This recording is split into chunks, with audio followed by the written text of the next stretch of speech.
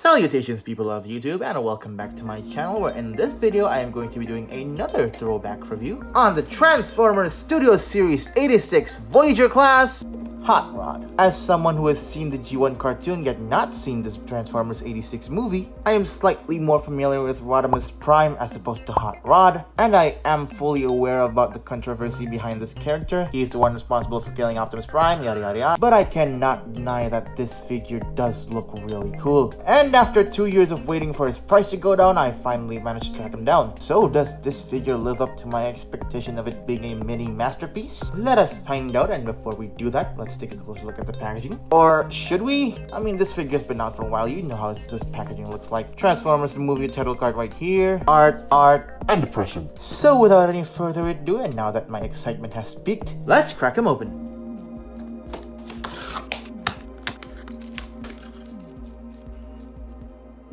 And here's the Transformers Studio Series 86 Hot Rod out of his packaging. Really safe to say that I am not disappointed with this guy at all whatsoever. The engineering on this guy, the accessories, there's so much fun to be had here. And especially so for me because I got him at a deluxe class, right boy?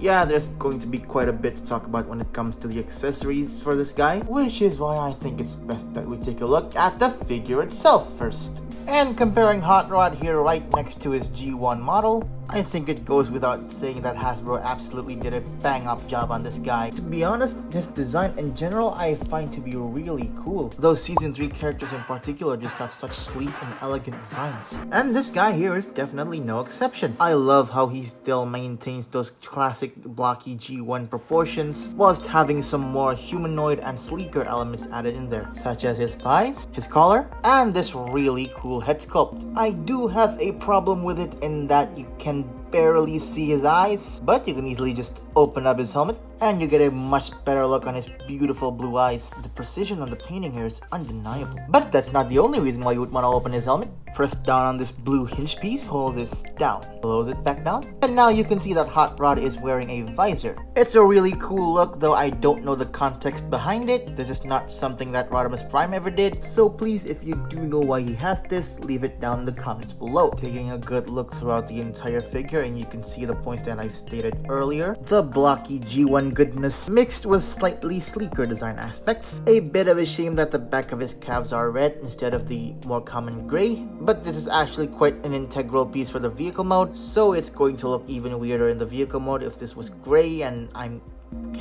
don't know what to add up to that. And even the backpack on this figure, big and kind of obtrusive as it might be, it's actually show accurate, and I think it looks cool and adds some flair to the design. But is it just me, or does it kind of look like a yellow Decepticon insignia traitor? Maybe that's why he killed Optimus. I mean, to be fair, Rodimus Prime did say this. I'm still me, you're still you. Matrix. I honestly really don't know what else to add. He looks good, he feels good. Now everybody, let me introduce you to these knees, which can go f themselves. I absolutely hate this type of knee design. When the knees are loose and they can bend forward, it just makes posing kind of a hassle.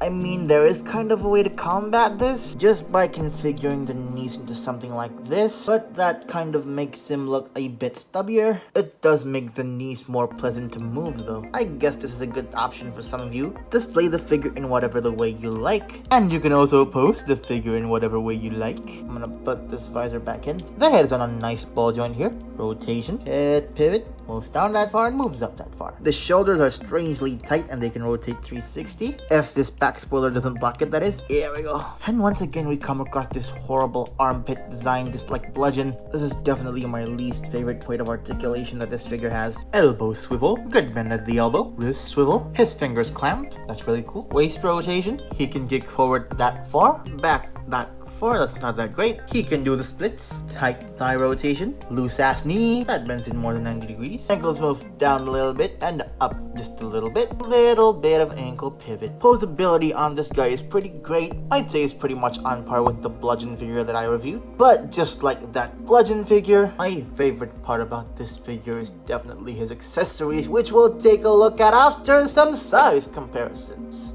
Here's Hot Rod next to another deluxe-sized Voyager class figure, the 86 Ironhide. In terms of which one is more worth your money, I'd say Hot Rod is. He's got a much more effective engineering, better articulation, better accessories. I mean, this guy didn't even come with some cool liquid nitrogen. So yeah, I think Hot Rod's more worth your money. Doesn't really matter because I got these two at deluxe class price worth anyway. Here he is next to 86 RC, whom I bought only for this comparison. Short thoughts on this figure. It's surprisingly solid, and I really love posing these two with each other. Here he is next to Earthrise Megatron. Now I have almost all the characters that I need to complete Optimus Prime's death scene, minus Optimus Prime. Please, Hasbro, I missed out on the Earthrise Optimus Prime. So can you please release some type of G1 Optimus Prime for the 40th anniversary, please? Thank you very much. But I do have the Gamer Edition Optimus Prime, and that's just not gonna cut it. Comparing him to a regular 6-inch scale figure, we have the Marvel Legends Mr. Knight. And finally, the Transformers Studios series The Last Knight Hot Rod. Whilst this is in no way a faithful recreation of Hot Rod into live action, I still think both of these figures are fantastic in their own ways and are some of my favorite pieces in my collection. I never did review this Hot Rod because I got it before I started doing YouTube consistently, my goodness. And this is seriously amazing. I love the engineering on this. But now I kinda have the same feeling towards this figure as well. So yeah, 2 Hot Rods, 2 home runs. And now let's get into what really makes this guy a Voyager, which would be his accessories. We've got a lot to cover. First up, we have this backdrop. Pretty sure this is supposed to be inside of Unicron's head, which is where the final battle between Optimus Prime and Galvatron took place, I think. Considering the context, this backdrop is pretty cool, but without it, this is just a weird metallic place. I don't know why. Alright, let's throw it up to the side. And Hot Rod comes with 2 blasters, 2 blast effects, a buzzsaw, the Matrix of Leadership, and the Matrix of Leadership blast effect. First, let's take a look at these awesome looking blasters. Really nicely sculpted and decked out in fantastically lavish metallic silver. Plug it into his hands and bam, that looks cool. To make it look even cooler, you can add in these blast effects. I am just an absolute sucker for blast effects. And the ones that came with Hot Rod here look amazing to me. Cast in transparent blue plastic, and the sculpting is really electrifying. Quite literally. You can attach them to any 3mm port that you have, which on the Hot Rod figure itself includes these blasters, and these exhaust pipes also work for the vehicle mode. Wait for it. For some melee power, you get this buzzsaw, which spins really nice. Also decked out in silver, just like the blasters. And to integrate it into the figure, you simply want to take his left hand, open this up, rotate, which will reveal this 5mm peg. Close that back up, plug it in. Watch out, it's a really tight fit. That's what she or he said, I don't know. And now you can have Hot Rod slicing and dicing Decepticons as if they were slices of pizza. Really cool accessory, I really love this. And if you want to put this on his right hand, you cannot do that, because if you do the same thing on his right hand, it will reveal the soldering device. I believe he used this to fix Cup in the film. Pretty cool feature for fans of the movie, but I haven't watched it, so whatever. And finally, the last 2 accessories, and are probably some of my favorite accessories that came with a Transformers figure. We get this beautifully sculpted and painted Matrix of Leadership. Come on, focus. This thing is absolutely gorgeous. Transparent blue plastic, the metallic silver, the lavish bronze, and to make it shine even more, bam, you get a Matrix blast effect. These 2 pegs are gonna go into these 2 grooves, like so. And to have the figure hold this, position his arms forwards like so. With these practically useless butterfly joints, which is why I didn't cover them in the posability segment. Open up his fingers, slap the Matrix in like so. It's hard to show on camera. Clap these fingers down. And after a bit of tidying up here, we have Hot Rod having the touch. This will undoubtedly be the centerpiece of my G1 display. And fun fact, this Matrix is actually compatible with any figure that have open fingers. So you know, you can have some fun with that. And if you want them displayed with the Matrix and don't have any place to store the accessories, may I suggest turning him to the back. You can see those 2 slots there. Plug in the blasters. Don't worry about paint chipping, because so far from my experience, the paint is pretty strong. And now plug in this buzzsaw. Yeah. Now he has all his accessories stored in his back. Now this is not the most graceful weapon storage that I've seen, but I think it definitely does the job pretty well. You can also plug in these blaster effects into the blasters if you want, but I actually prefer to use them on other figures, such as the Legacy Shrapnel. Yeah. I really love how that looks. Or you can use these for other figures that have 3mm pegs. And the instruction didn't really say it, but if you want to store this matrix without him holding it, you can simply open up his torso for the transformation, of course. There's a little space there that I really didn't think you can put the matrix in, but as you can see, you can just put it there and fills him up real nicely. But then you've got nowhere to put this matrix blast effect, so screw it. So yeah, with those accessories, you're gonna have a lot of fun posing this guy. And if you think you've seen the best of what this figure has to offer, think again.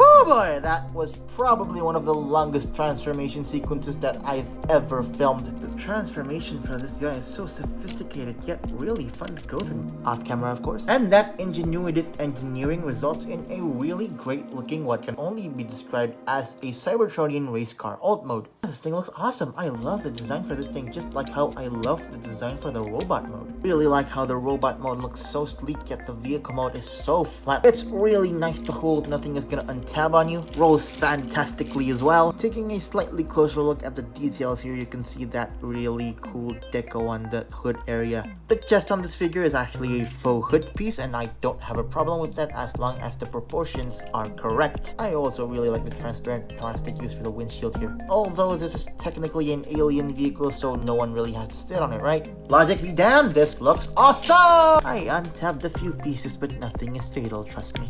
Again, really solid. You can even store the weapons in the way that you store them in robot mode. How clever! You can also tab in the blasters into this engine block piece, and I think that looks cool, but you can't store the buzzsaw if you do that, so I don't like to bother. The weapon storage in general for this mode isn't that great, but what is great is the fact that these blast effects are compatible with these exhaust pipes.